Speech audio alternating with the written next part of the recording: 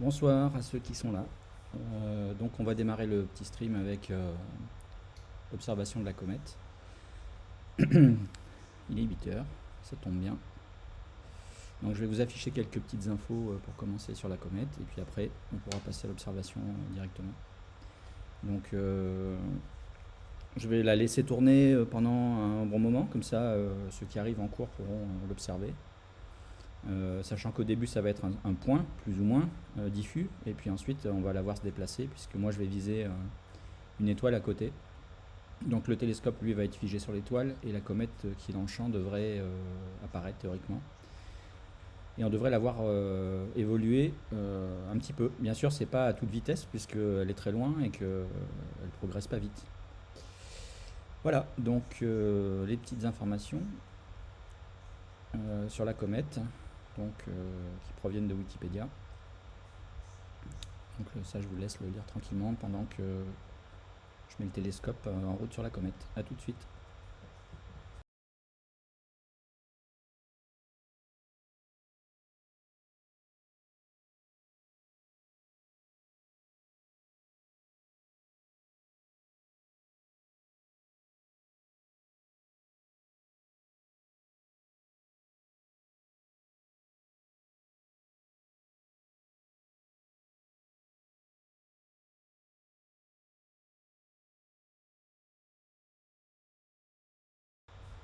Alors là, j'ai précisé un petit peu la méthode que j'utilise pour observer. Donc, c'est un télescope informatisé français, Cocorico, le Stellina, qui me permet d'être à l'intérieur, relié en Wi-Fi, et donc je le pilote de l'intérieur. Je lui demande de s'orienter tout seul. Et voilà. Donc là, pour la comète, c'est un peu particulier. Je triche un peu, donc je lui demande de pointer une étoile. Et à partir de là, il produit des images. Donc il fait des images des prises de vue de 10 secondes à chaque fois, et il va les additionner les unes aux autres. Donc au départ, on verra un peu la comète, puis plus ça ira, plus on la verra. Donc j'ai essayé de décaler un peu dans un angle, qu'on voit une progression. Si ça va pas, je corrigerai au fur et à mesure. Voilà, donc je vais démarrer la vision de la comète. Donc d'abord, je vais vous montrer où elle se trouve, si on y arrive. Voilà, donc théoriquement, il y a un petit peu de musique derrière. Je vais vous montrer donc sur Stellarium la comète. La voilà, et ça c'est ses coordonnées. Donc c'est moi qui l'ai rajouté en fait dans le logiciel que j'utilise là qui s'appelle Stellarium. Et pour vous montrer un petit peu comment ça fonctionne, Stellarium. Voilà, donc là je vais dézoomer un peu et vous allez pouvoir observer l'orientation et la position de la comète. Donc là voilà. Donc Polaris là, l'étoile polaire qui est sur la gauche de la comète.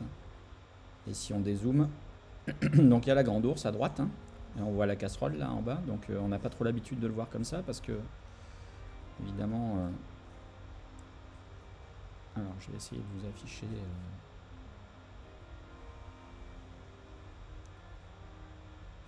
les constellations. Voilà, donc là on voit l'ours, la grande ours, donc l'ours est sur la droite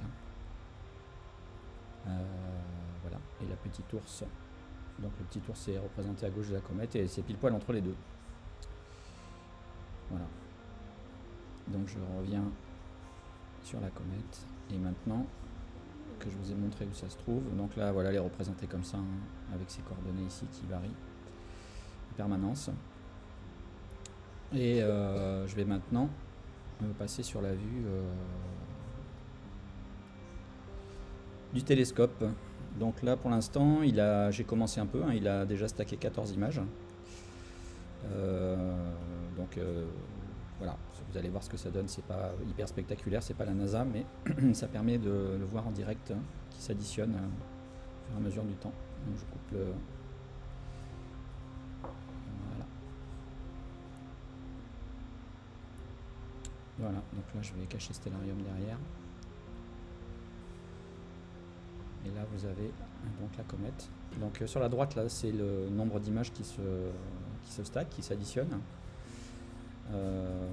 Tout en haut, c'est donc le nom que j'ai donné à l'observation et le temps total d'observation. Donc pour l'instant 2 minutes 50. Voilà, donc là je vais me taire un petit peu et laisser dérouler, laisser travailler le télescope qui est dans le froid. Donc, alors que moi je suis au chaud. Voilà, donc je vous laisse observer. Si vous avez des questions dans le chat, n'hésitez pas. J'essaierai d'y répondre si dans la mesure de mes connaissances. Et je vous laisse profiter du spectacle. À plus tard.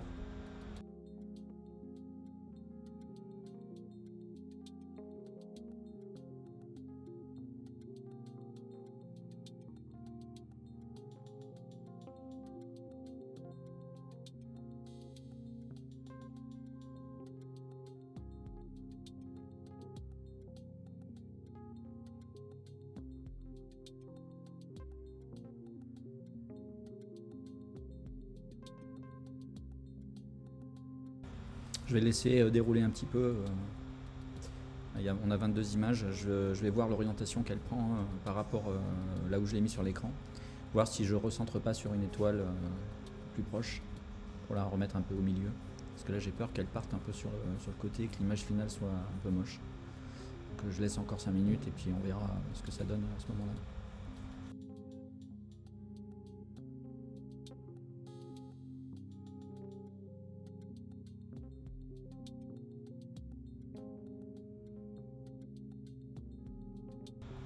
Juste pour vous dire, le fond d'étoile que vous voyez derrière, c'est pas le fond réel. Je l'enlève là. Voilà, c'est ça en fait. C'est juste un décor que j'avais rajouté.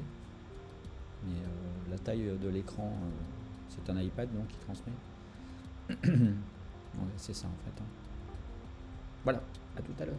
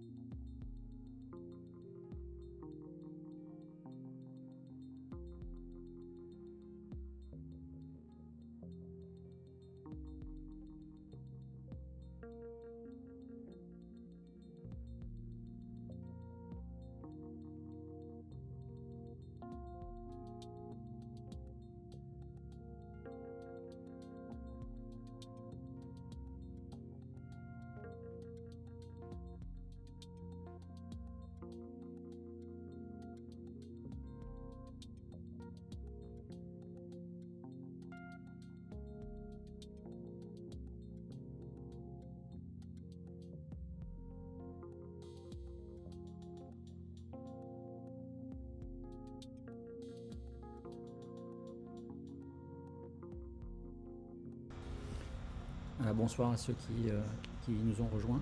Donc je suis désolé, hein, j'ai programmé ce live un peu tard parce que je ne savais pas trop quel temps il allait faire réellement ce soir. Et bon, je me suis dit que c'était l'opportunité de partager ça. Voilà, donc là on voit que j'ai l'impression que la comète elle est quand même un peu sur le côté de l'écran, donc je vais peut-être reprendre tout à l'heure, la recentrer un petit peu, reprendre un peu à zéro. Je sais qu'il y a des enfants qui regardent, donc je laisse dérouler un moment s'ils veulent aller se coucher, et puis ensuite je remettrai l'image au centre. Voilà, donc ça a l'air de fonctionner. Moi je suis connecté à côté avec un ordi, je regarde aussi, donc je pense que le stream fonctionne. Si vous avez des soucis, dites-le moi dans le chat, je regarderai ce que je peux faire.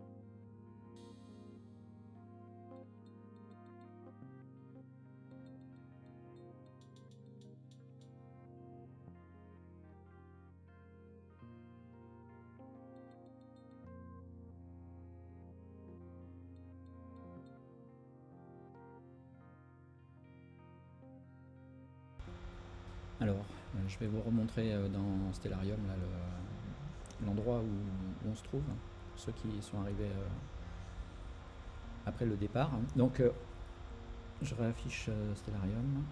Voilà. Donc, voilà la comète ici qui est représentée. Là, c'est le calcul à gauche là, de sa position, diamètre apparent, toutes les informations relatives à la comète. Donc, à droite, vous voyez qu'il y a des Bodes Galaxy, là, qui sont un groupe de galaxies. Voilà, donc je vais dézoomer dans Stellarium pour vous montrer où on se trouve. Donc à gauche, il y a la petite ours avec Polaris un petit peu au-dessus. Et la grande ours. Et en dessous, à droite. Donc on la visualise mal hein, parce que elle est représentée entière. Donc je vais la représenter avec les animaux là. Voilà, donc c'est l'ours à droite. Voilà. Donc voilà la position. Donc pour vous montrer dans le ciel, donc elle est orientée entre nord et nord-est, plutôt nord, hein, puisqu'elle est très proche de la polaire. Voilà. Donc au cours de la nuit, en fait, elle fait un cercle puisque la polaire étant tout près, elle tourne en rond en fait. Donc c'est un peu bizarre, mais ça n'empêche pas. C'est la vision qu'on en a en tout cas. Voilà, je pense que là ça vous donne une idée plus précise. Je vais revenir sur la vision. Alors là, il y a des galaxies sur la gauche, hein, je ne sais pas si vous les voyez là, qu'on peut observer aussi. Mais bon, aujourd'hui je me concentre sur la comète. Alors je vais vous afficher aussi ici le champ de vision là, du télescope. Donc c'est représenté par le rectangle rouge. Donc en fait c'est la taille de mon capteur. Et c'est ce que je vois quoi. Voilà. Donc là je suis pointé sur cette étoile là. On voit que ça me met un petit peu dans l'angle là. Donc je vais peut-être choisir une étoile un peu plus près tout à l'heure pour genre celle-ci là par exemple. Pour remettre un petit peu au centre du cadre. Parce que j'ai peur que là on reste un peu sur le côté. Voilà. Donc je reviens maintenant sur la vision du télescope qui travaille toujours dehors, le pauvre. Voilà. Donc on a stacké maintenant 59 images. On commence à voir qu'on voit le déplacement. Hein. On voit le déplacement. Donc ça paraît lent, mais c'est pas si lent que ça finalement, puisque en l'espace de 10 minutes, on voit quand même qu'il y a un mouvement bien imprimé. Voilà.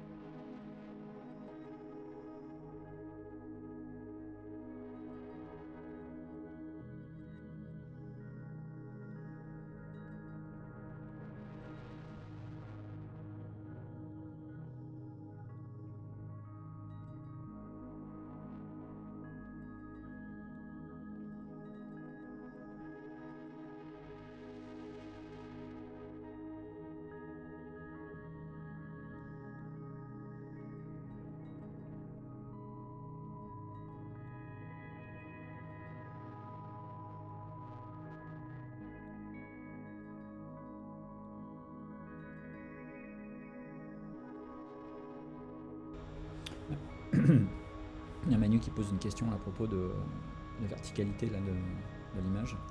Alors c'est vrai qu'on ne profite pas entièrement de l'écran et de la résolution disponible, mais c'est parce qu'en fait j'ai pas vraiment eu le temps de concocter une version pour la version horizontale. Parce qu'en fait si je bascule l'iPad comme ça, ça coupe les côtés, donc ça fait pas tellement mieux parce que dans le logiciel que j'utilise là pour streamer, il faut que je définisse une espèce de masque qui me permet d'afficher l'écran de mon iPad et il faudrait que j'ai fait une version en fait horizontale, ce qui n'est pas le cas.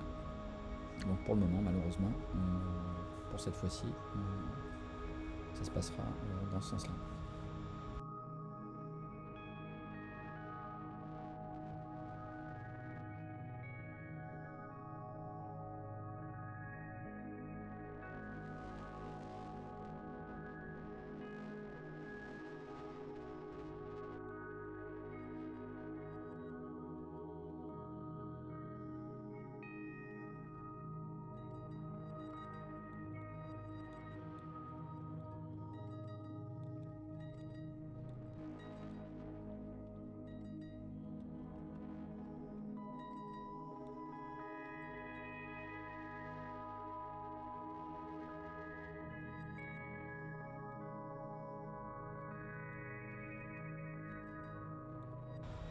Bon, je vais, je pense, stopper l'observation momentanément pour pouvoir. Alors vous allez me voir manipuler je peux laisser l'iPad en route, donc comme ça vous verrez ce qui se passe. Et je vais essayer de recentrer l'ensemble en utilisant Stellarium et en donnant des coordonnées différentes pour pouvoir recentrer la comète si je peux. Donc ça va interrompre l'observation, on va repartir à zéro, mais bon, tant pis, c'est le jeu. Donc c'est parti. Je vais prendre ce Stellarium à côté. Moi, vous le voyez pas, mais moi je le vois à côté. Donc, je vais prendre une étoile qui est proche de Stellarium, qui s'appelle FP-CAM HIP 56328. Quel joli nom.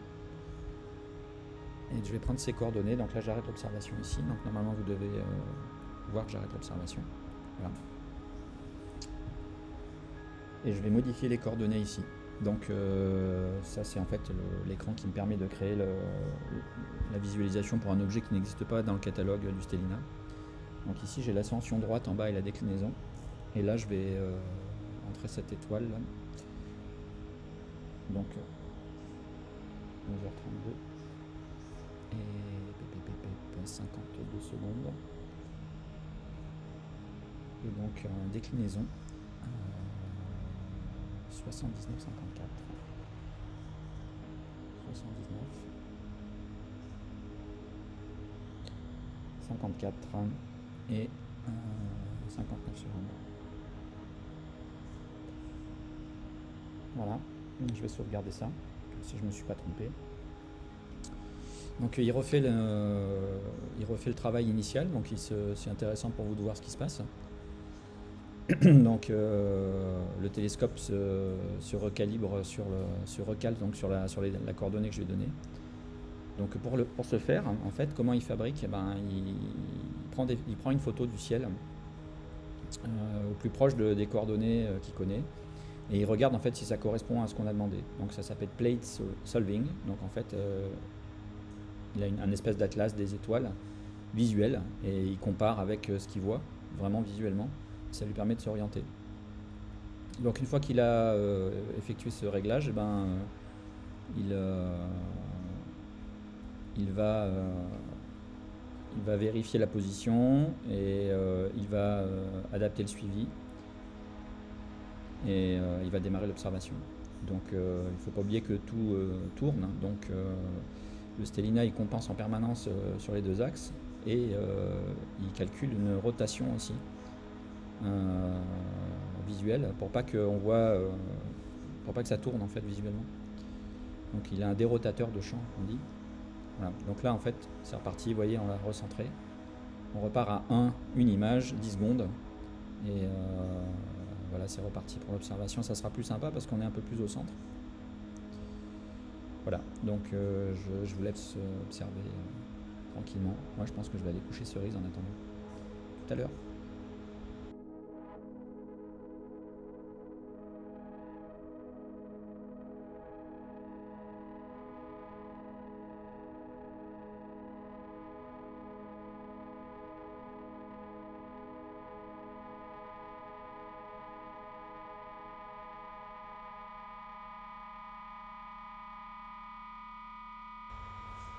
pour ceux qui sont arrivés, je vous remets un petit coup de Stellarium pour visualiser où est-ce qu'on se trouve et ce qu'on regarde.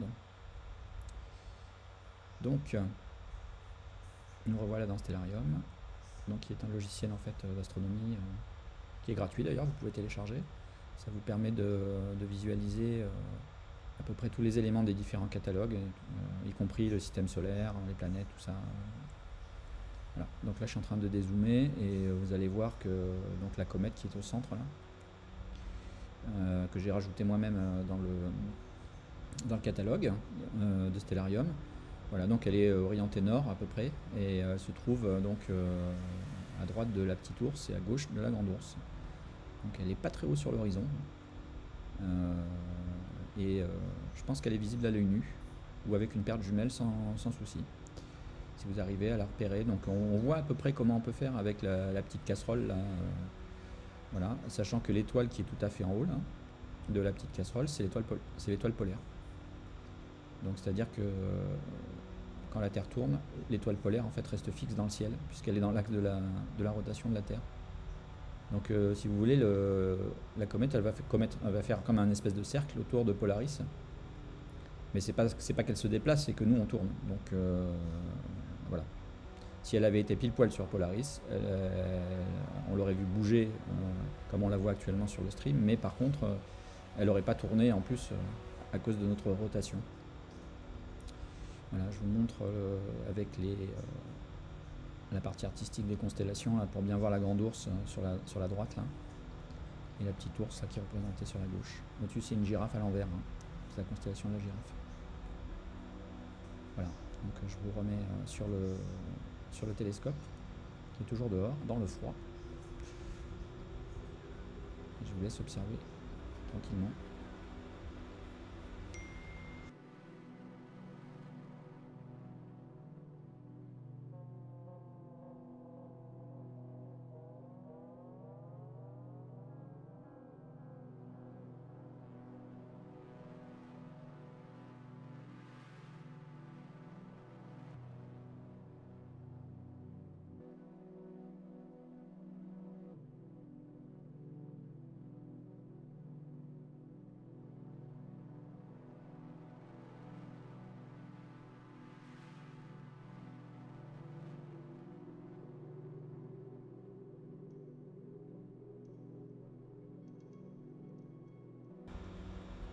Donc là on a donc stacké, additionné 2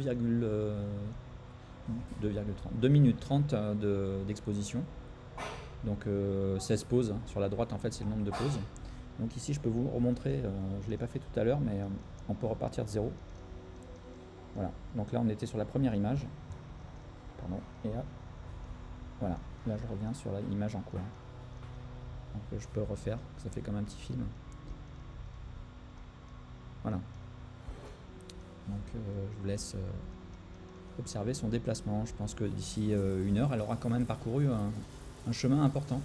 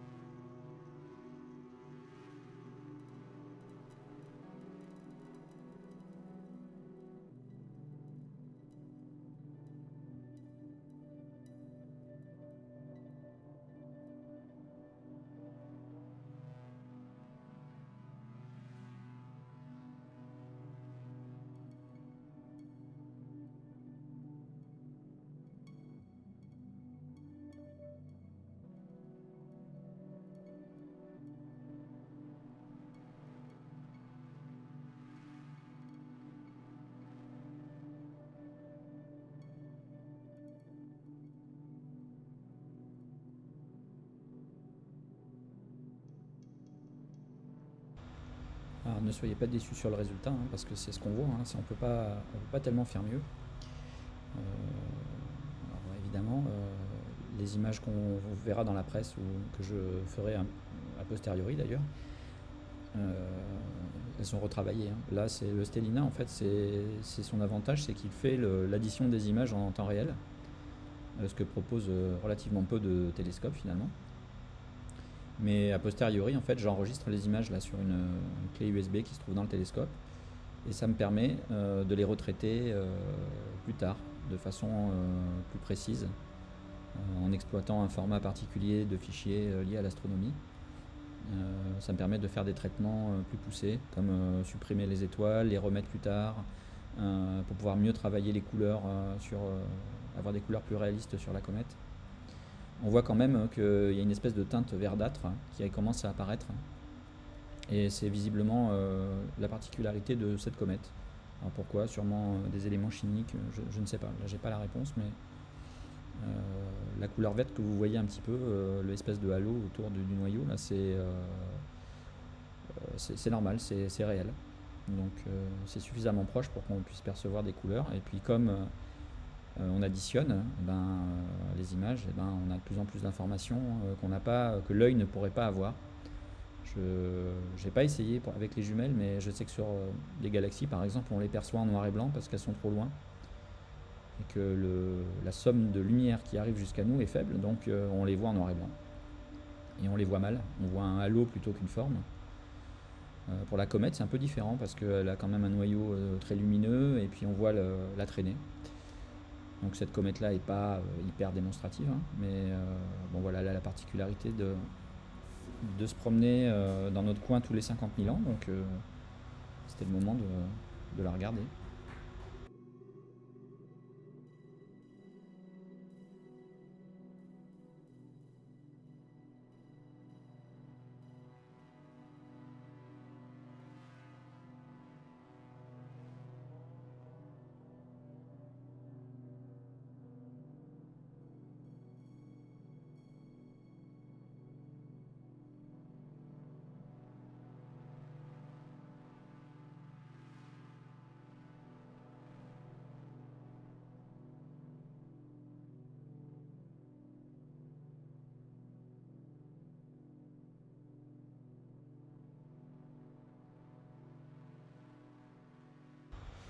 Alors, le télescope est dans le jardin, il n'y a rien de particulier, hein. Je l'ai reculé un peu de la maison pour qu'il puisse voir le nord tranquillement, parce que c'est pas très haut en fait dans le ciel. Et voilà, il fait relativement froid dehors. Donc pour que la lentille frontale du télescope ne se couvre pas de buée, il y a un système qui est intégré au télescope qui chauffe très très légèrement le bout du télescope, en fait, pour qu'il ne gèle pas, enfin qu'il ne prenne pas l'humidité, et qu'il n'y ait pas la buée qui se mette dessus. Malgré tout, quand la température baisse énormément, il y a des contraintes physiques qui se créent, et comme c'est très très très précis, la mise au point, ça peut générer du flou en fait sur l'image. Et les 3 petits points que vous voyez en haut là de l'image, de temps en temps, il m'indique en fait qu'il y a un dépassement de plus de 2 ou 3 degrés par rapport à la température à laquelle j'ai commencé. Il m'invite à refaire une mise au point, parce qu'il considère que potentiellement il peut y avoir une déformation du télescope, un tout petit quelque chose qui fait que c'est flou. Donc là, je l'ai mis dehors quand même il y a longtemps, donc même si ça apparaît, je ne recommencerai pas la mise au point, parce que sinon malheureusement on perd le stacking là, des images, l'addition, et on va perdre ce qu'on a déjà commencé à observer, donc ça serait un peu dommage. Voilà, donc là je laisse dérouler l'observation. On en est à 46 images stackées pour 7 minutes 40. Donc à chaque fois il prend l'image, il la stocke, et puis le logiciel interne donc au télescope, il n'a pas besoin d'être connecté nulle part, je peux aller me coucher et le laisser faire. Il additionne les images les unes aux autres, et il les sauve aussi individuellement sur la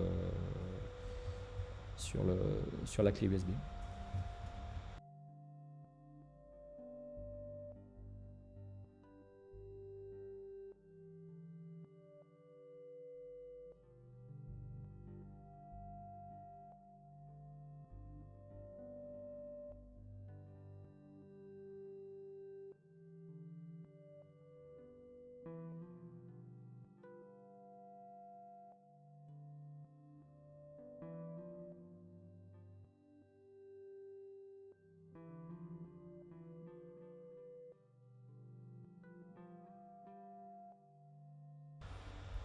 Je vais essayer d'améliorer au fur et à mesure du temps là, le système là, pour que vous ayez peut-être l'iPad dans l'autre sens. Pas aujourd'hui, je peux pas faire ça en direct. Mais et puis on pourra, si ça vous intéresse, refaire des observations sur des galaxies. Ça peut être très sympa aussi, hein. Il y a Orion en ce moment là qui est de l'autre côté, au sud, qui commence au sud, on va dire, qui est encore observable et ça se fait en relativement peu de temps et c'est très, très impressionnant. Et on pourra refaire ça. J'essaierai de vous prévenir un peu plus à l'avance, sachant que ça dépend vraiment du temps, quoi. On pourra faire l'observation ensemble sur Orion aussi, c'est très sympa à voir.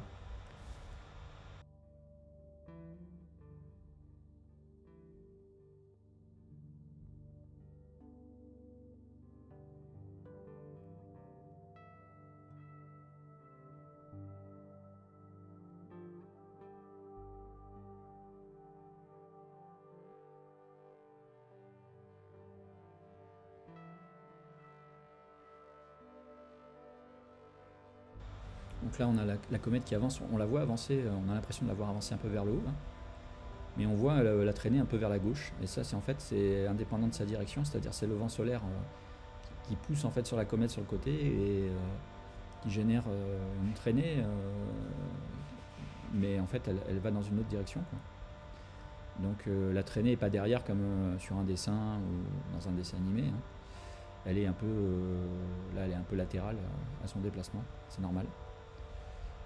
Voilà, on voit bien la couleur verdâtre, hein, sur l'écran. Donc je ne sais pas si c'est perceptible, hein. Vous pouvez d'ailleurs sur YouTube, dans les paramètres de la vidéo, monter jusqu'en 1080, je crois, 60 fps, qui vous permet de la voir dans vraiment les conditions proches de celles de mon écran.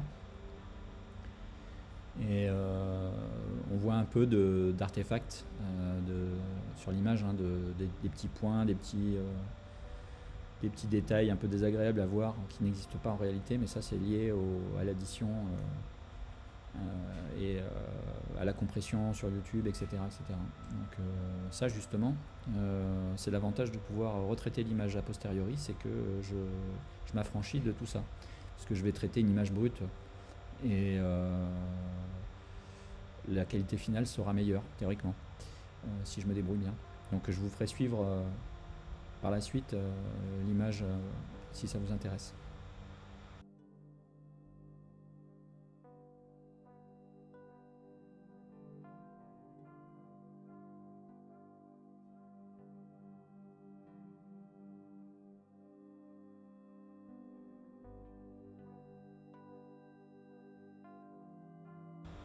Je m'absente un petit quart d'heure.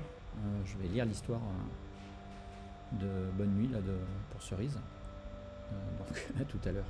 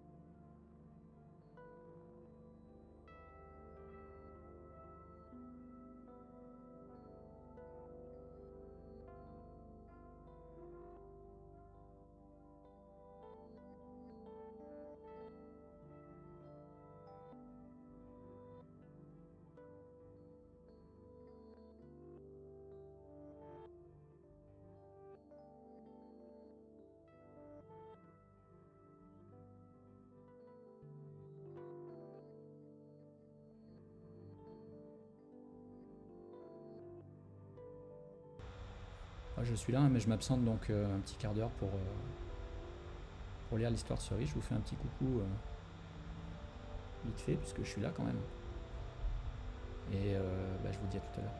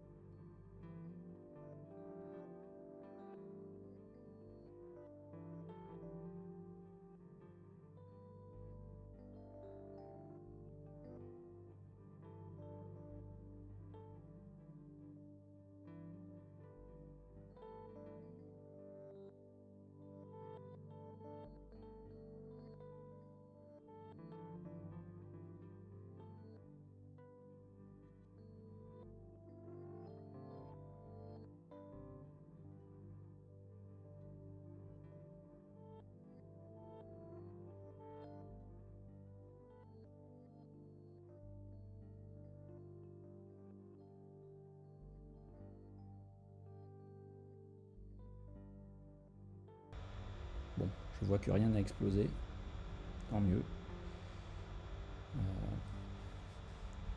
J'allais faire un petit tour dehors, voir ce que fait le télescope. Je sais pas si je peux poster des photos sur le stream, peut-être que oui. Je vois que ça a progressé pas mal. On en est à 109 images stackées là pour 18 minutes et 10 secondes. Donc on voit bien la progression vers le haut là. Je vais vous remontrer vite fait.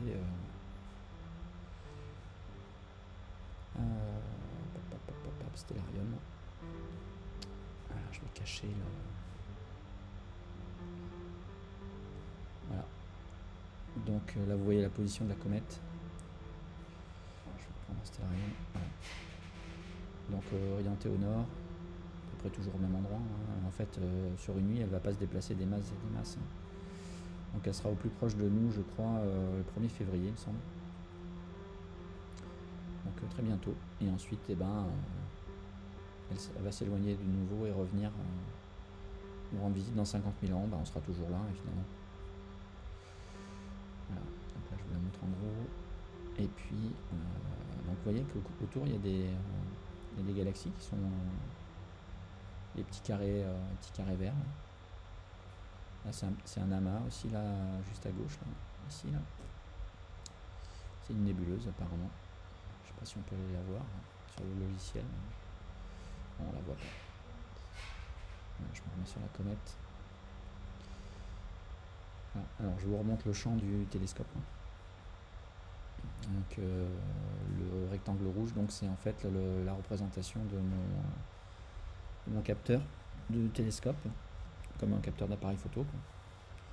Donc je peux le simuler dans le logiciel, c'est pratique. Je lui indique en fait en haut à droite, là vous voyez les informations relatives au télescope, la taille des pixels, etc. Et ça me permet de représenter sur l'écran ce que va donner mon cadrage par rapport à l'objet que je regarde. C'est assez pratique parce qu'il y a des objets plus ou moins gros. Il y en a qui ne logent pas du tout dans cette zone-là, donc je suis obligé de faire en plusieurs morceaux, on va dire.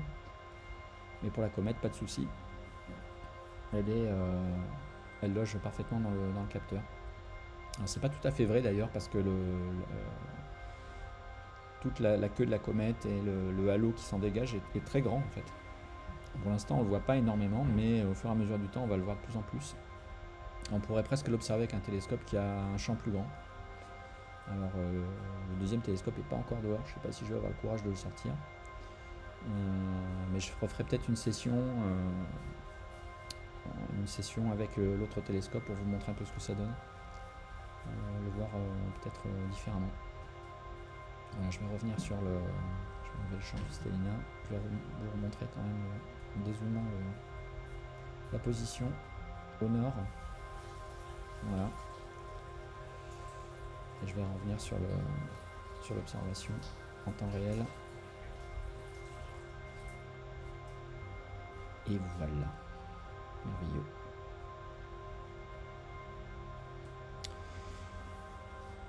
Je vous laisse observer tranquillou. Je vais laisser tourner un bon moment jusqu'à ce que j'aille me coucher, ou jusqu'à ce que je ne sais pas d'ailleurs, on verra. Voilà, donc si vous avez des questions, vous pouvez utiliser le chat qui est sur le côté là, sur YouTube.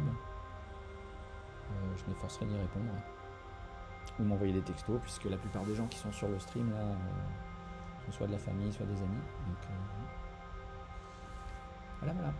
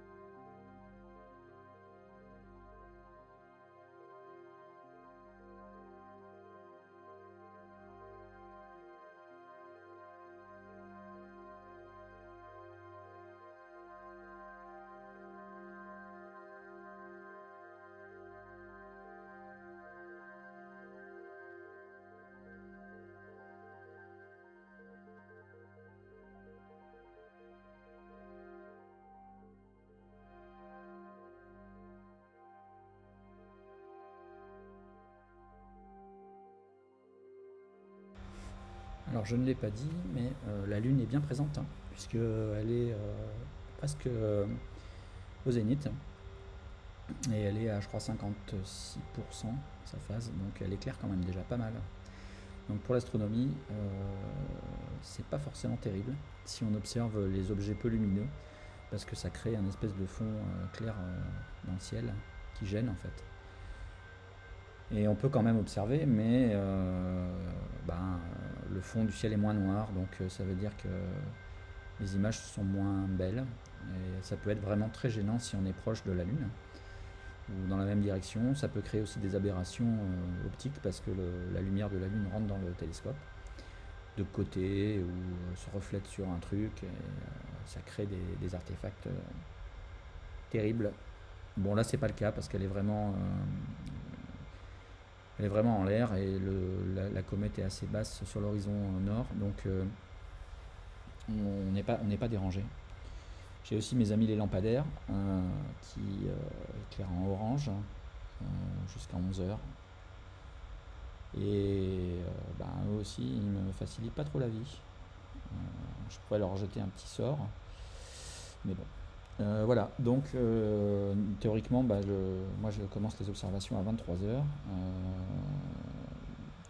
parce que le temps de tout mettre en place et puis de ne plus avoir les lampadaires, c'est pas mal. Et puis évidemment, il y a d'autres pièges chez moi qui sont les câbles électriques, les câbles du téléphone. Donc il faut que j'essaye de calculer un peu l'emplacement du télescope par rapport à tout ça. Là pour la comète ça va, je suis pas trop dérangé parce que c'est derrière, donc tant que c'est pas trop bas, j'obtiens des résultats corrects. Voilà. Donc là on voit que par rapport au départ, je vais vous repasser le petit film de ce qu'on a fait. Donc là on a additionné 147 images sur presque une demi-heure, 24 minutes et 30 secondes. Et donc là je vais vous repasser le petit film. Voilà.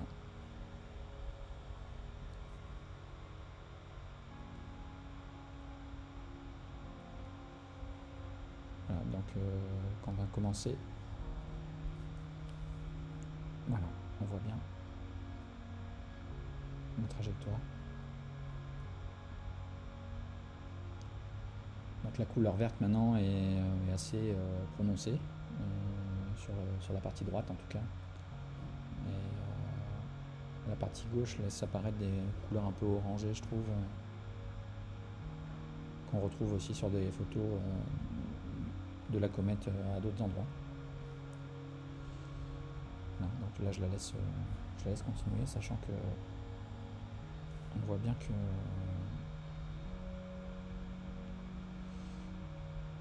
là ça se dirige vers le bas. Donc je sais pas ce que va donner mon cadrage d'ici une demi-heure, mais bon, là c'est déjà très sympa. On a déjà quand même un bel aperçu. Et je crois que la plupart des observations qu'on voit, ça excède pas la demi-heure ou un peu plus, parce qu'après ça ne logerait plus dans les capteurs et ça n'a pas non plus un intérêt énorme. Donc voilà, je vais le laisser encore dérouler pendant 10 ou 20 minutes. Puis on verra, on prendra une décision par rapport à qu'est-ce qu'on fait, est-ce qu'on arrête, est-ce que je passe sur un autre objet pour vous montrer vite fait, ou est-ce qu'on arrête, je ne sais pas. En attendant, je vous laisse avec la comète.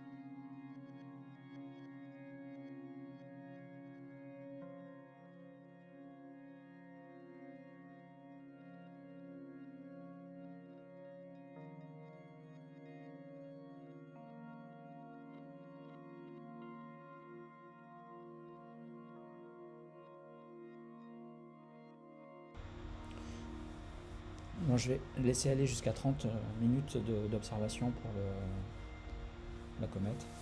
Donc on aura fait une heure de session, c'est déjà pas mal.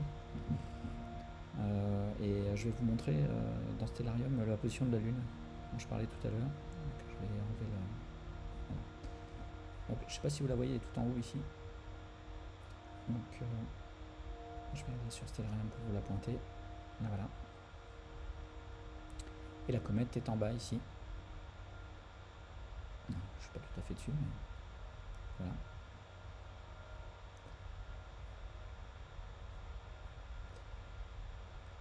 Et la Lune est tout en haut. Donc en fait là, si je dézoome vraiment, on voit là, en fait ça représente vraiment tout l'horizon, mais à la moitié en fait c'est le zénith. Hein. Donc là où est la Lune, c'est presque en l'air, presque au centre, et malheureusement c'est elle qui éclaire bien, qui sert de lampadaire supplémentaire à notre affaire. C'est pas trop gênant pour la comète, hein, mais si on observait un objet du ciel profond, ça pourrait l'être.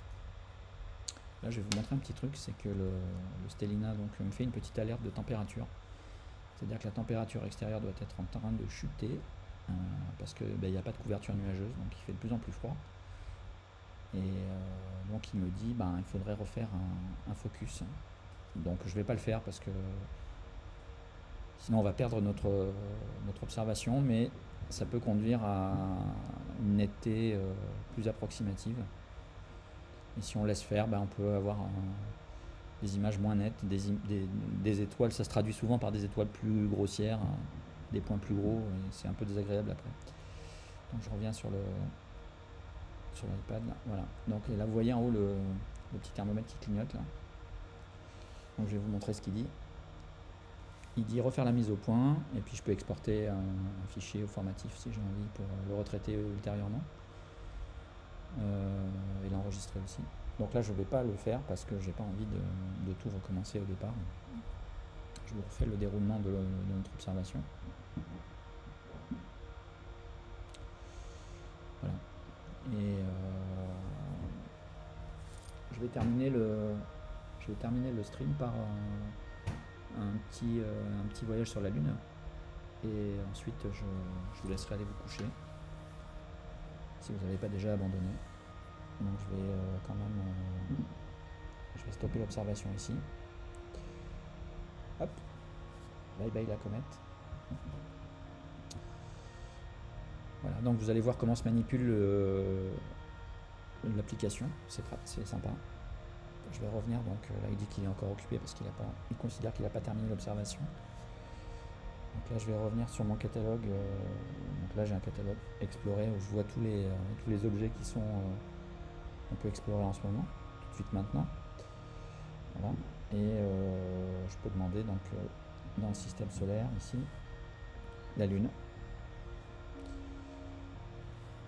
Donc il me dit 60 degrés au-dessus de l'horizon. Donc si je fais observer.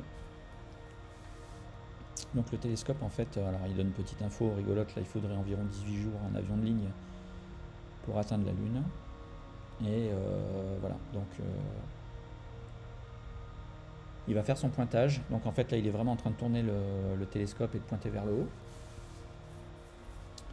Et donc il va faire son pointage et essayer de nous montrer la Lune. Alors c'est pas forcément si simple que ça pour lui, parce que comme c'est très très lumineux la Lune, et qu'il s'oriente avec les étoiles, et ça peut, s'il visait directement la Lune, ça serait trop lumineux pour lui et il verrait pas les étoiles.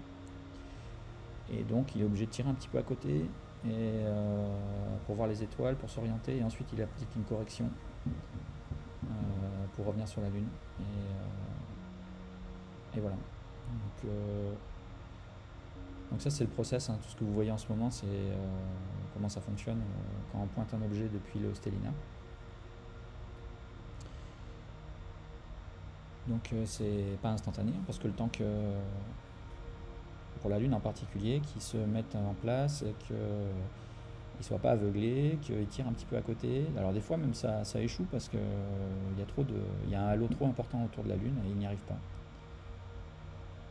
Là je pense que ça sera pas le cas. J'ai essayé tout à l'heure, ça fonctionnait, mais bon là comme elle est bien dans l'air maintenant, possible que ça ne marche pas, on va voir.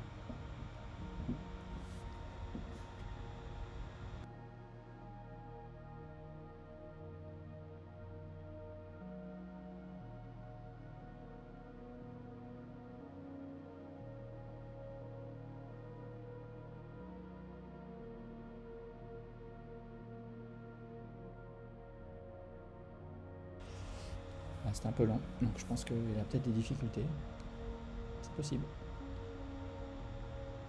Donc si c'est le cas, je pointerai un autre objet qu'on peut voir facilement, genre M42 qui est la nébuleuse d'Orion. Terminer le stream. Ah, voilà, il a l'air d'avoir réussi à faire son approche. Là maintenant, ça c'est l'animation en fait de l'application pendant qu'il collecte les 10 premières secondes d'image. Alors là c'est plus rapide parce qu'il ne fait pas des pauses de 10 secondes, hein, il fait des pauses très très courtes pour qu'on puisse avoir une image. Donc voilà la Lune.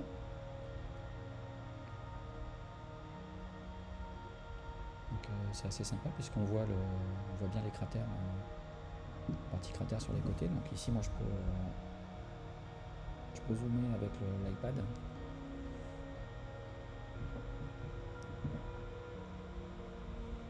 Voilà.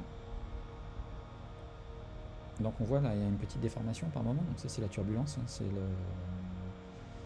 le déplacement de l'air chaud, froid dans l'atmosphère. Donc on traverse tout ça pour arriver jusque là-haut et c'est ce qui perturbe les observations sur Terre en fait. C'est pour ça que c'est très agaçant, parce que c'est la turbulence, ce qu'on appelle. Donc ça crée un espèce d'effet de loupe, comme si on avait un voile d'eau qui bouge un petit peu et qui déforme l'image. Et ça rend les observations un petit peu plus compliquées, surtout en planétaire où il faut en fait, pour bien faire, il faut faire un film avec des images très, très, très courtes, des pauses très courtes, le plus courtes possible. Et ensuite il y a des logiciels qui sélectionnent les images les plus nettes et qui les réassemblent en supprimant toutes celles qui sont déformées par ce phénomène. Sachant que plus on tire vers le haut avec le télescope, plus on regarde vers le haut, moins il y a de turbulence parce que la couche atmosphérique est moins épaisse que si on regarde à plat. Donc c'est pas visible sur la comète puisque la comète elle émet très peu de lumière, mais sur la Lune par exemple on voit bien que ça danse un peu quoi. Je sais pas si vous le voyez. Je vous remets en la vue complète et je vais vous laisser mirer ça pendant quelques minutes et ensuite je couperai le stream pour aujourd'hui. Voilà, donc merci à ceux qui sont venus, qui ont passé du temps pour regarder. J'espère que ça vous a plu et on refera ça si vous le voulez. A bientôt, bonne soirée.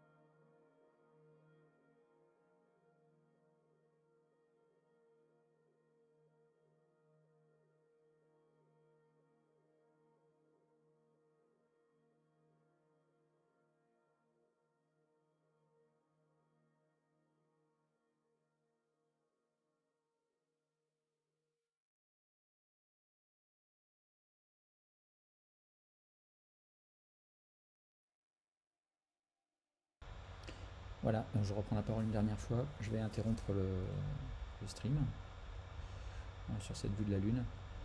Donc je mettrai à disposition sur ma chaîne donc le stream si vous voulez le revoir ou le montrer à d'autres personnes si ça peut les intéresser. Je vous communiquerai l'adresse ultérieurement. Voilà, bonne soirée.